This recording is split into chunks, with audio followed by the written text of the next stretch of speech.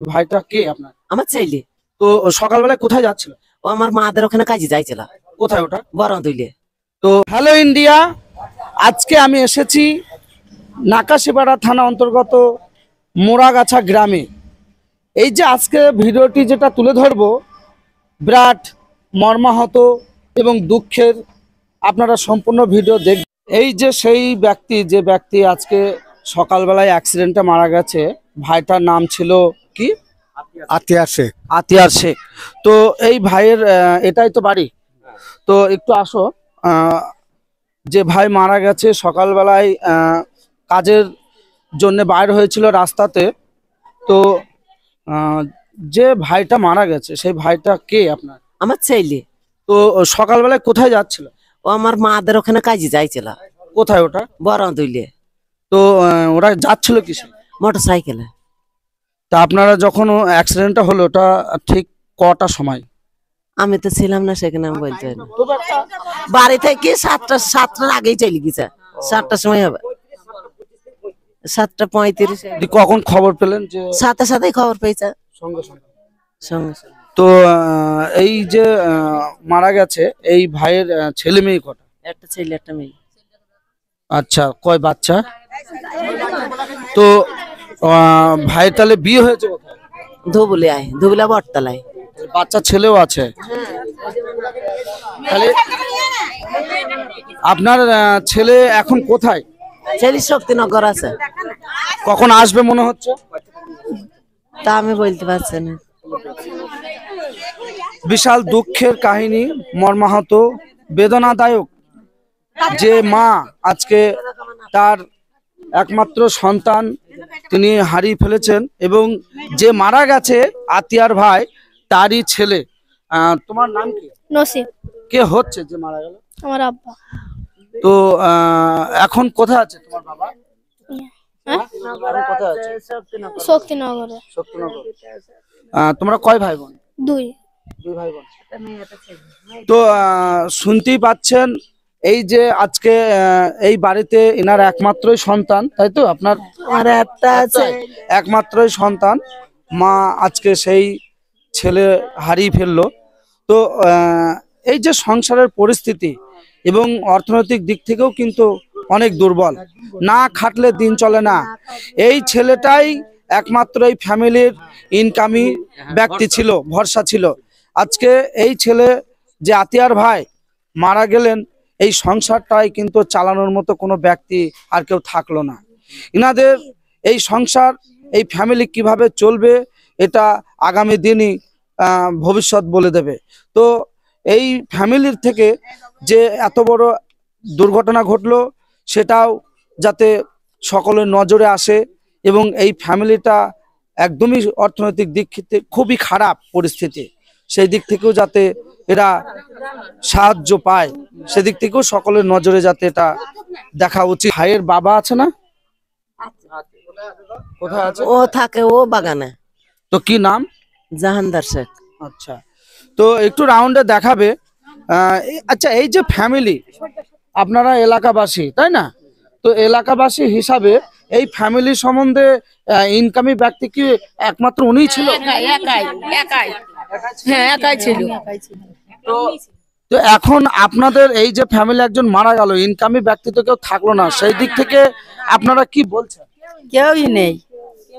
তো তার জন্য আপনারা সেই দিক থেকে কি বলছেন?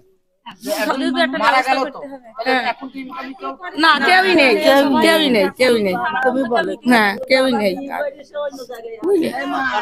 সাহায্য করে, হ্যাঁ। সরকার যদি কোনো সাহায্য করে আমাদের এই ফ্যামিলিটাকে, আমরা খুবই আজকে গর্বিত, এই মা খুবই খুশি যেভাবে থাকবো। একমাত্র সন্তান আজকে হারিয়ে ফেললো, এবং এই ফ্যামিলিটা যে কি পরিস্থিতি অর্থনৈতিক দিক থেকে এবং কিভাবে দিন চলবে সেটাও কিন্তু একটা চিন্তার বিষয়।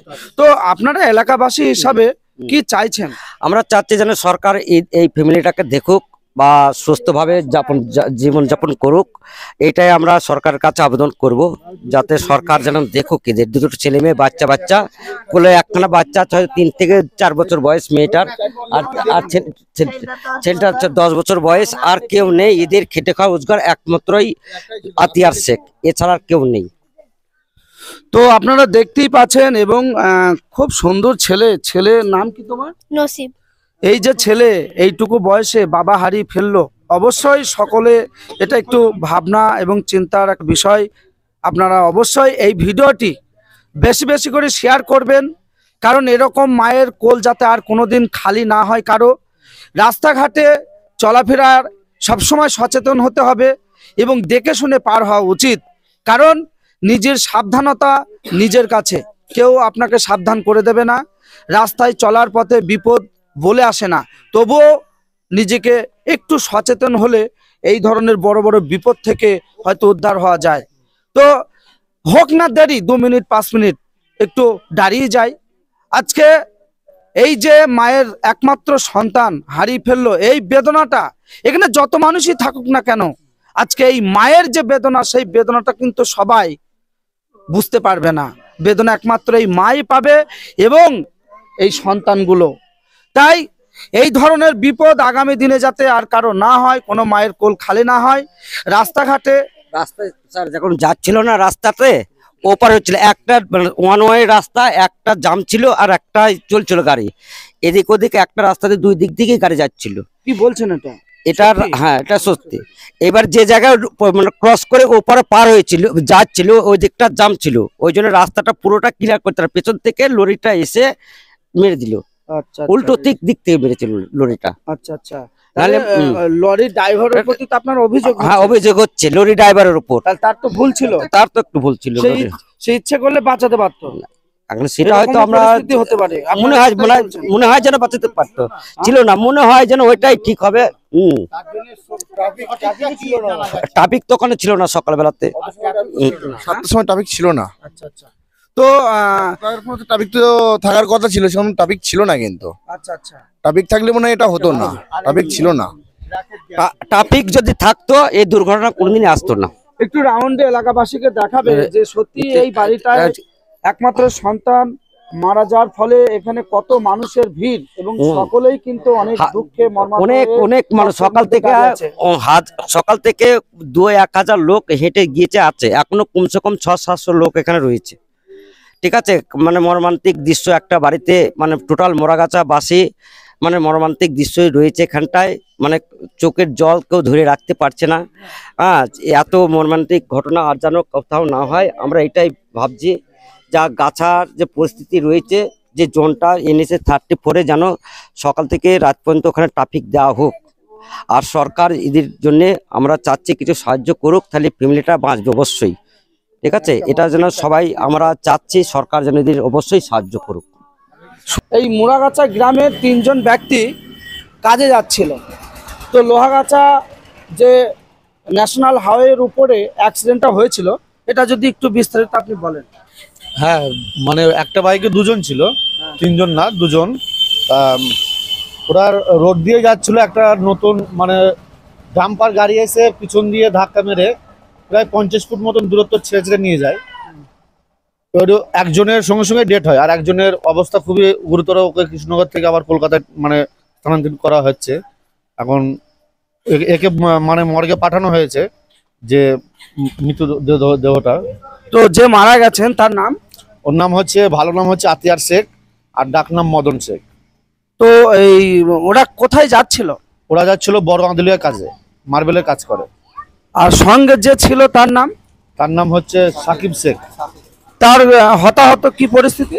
তার মানে অবস্থা খুবই খারাপজনক, পায়ে 2-3 জায়গায় ভেঙে কুচিয়ে গেছে, মানে বাঁ সাইডের পাটা। তিনি এখন কোথায়? এখন বর্তমান কৃষ্ণনগর থেকে কলকাতায় ট্রান্সফার করা হয়েছে। আচ্ছা আচ্ছা। তো ভিডিওটি একটু রাউন্ডে দেখাবে, এখানে অনেক ভাইরা আছে এবং এই যে একটা মর্মাহত দুঃখের যে বিষয়, সকালে কাজে যেতে গিয়ে অ্যাক্সিডেন্টে মারাই গেছে। তো এই যে মারা গেছে ওই ব্যক্তিটা আপনার কে হয়? আমার মানে সম্পর্কে মামাতো ভাই হয়। তো আপনি কি ওই বিষয়টার সময় স্পটে? আমি মানে ছিলাম একটু মানে পিছনে ছিলাম, আমি গিয়ে নিজে হাতেই ওকে নিয়ে হসপিটালে গেছি, ওখান থেকে অ্যাম্বুলেন্সে করে নিয়ে তারপর ওখানে আমি রেখে এসেছি। আমি বাড়ি এসেছিলাম, একটু আমার গায়ে ব্লাড লেগে গেছিল, রক্ত আমি চান করে আবার ওখানেই যাচ্ছি, কৃষ্ণনগরে যাচ্ছি। আচ্ছা আচ্ছা। পোস্টমর্টম। তো ওই যে মারা গেছে তার একটা ভাই বলে এখানে আছে, সেটা কে?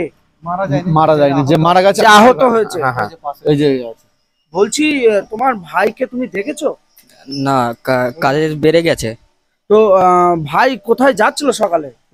বড় দিলি কাজে করে। কাজে। তোমার নাম? মোজাফফর হোসেন শেখ। তোমার ভাইয়ের নাম? সাকিব শেখ। তাহলে এখন ভাইয়ের যে পরিস্থিতি, শোনা যাচ্ছে একটা ঠ্যাং কেটে বাদই দিতে হবে। তো কি খবর পেলে? খবর পেয়েছি ট্রান্সফার হয়েছে কলকাতায়, তাছাড়া আর কিছু